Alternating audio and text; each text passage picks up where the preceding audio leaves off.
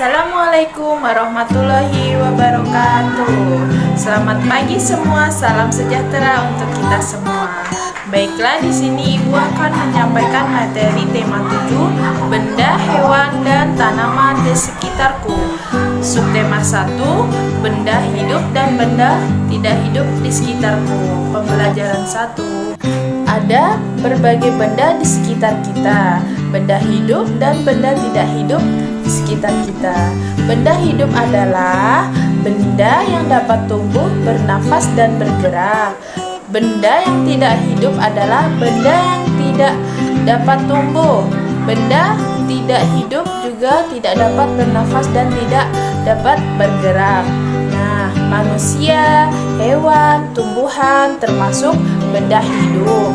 Air, tanah, dan mainan termasuk benda tidak hidup. Dapatkah kamu menyebutkan benda hidup dan tidak hidup lainnya? Coba, benar sekali. Benda hidup yaitu seperti ayam, pohon, dan manusia. Nah, sekarang sebutkan benda yang tidak hidup di sekitar kita. Seperti apa?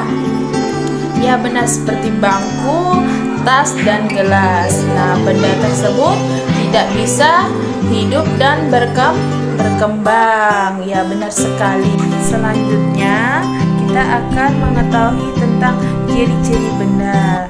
Nah, manusia termasuk benda hidup. Benda hidup dapat bergerak sendiri. Sebagai contoh, manusia bisa berjalan sendiri. Bunga matahari bergerak ke arah cahaya matahari. Selain bergerak, benda hidup juga bernafas. Benda hidup bernafas menggunakan alat pernafasan. Sebagai contoh, manusia bernafas dengan paru-paru, sedangkan bunga matahari bernafas menggunakan mulut daun. Nah, benda yang tidak hidup juga memiliki ciri-ciri. Benda tidak hidup tidak dapat bergerak sendiri. Benda tidak hidup harus digerakkan agar dapat bergerak. Seperti contohnya, mobil akan bergerak jika dikemudikan oleh manusia. Nah, sebagai contoh lagi, seperti mainan yang anak-anak beli, seperti mobil-mobilan, dia tidak akan bisa bergerak jika tidak dimainkan oleh manusia tersebut. Benda tidak hidup juga tidak bernafas.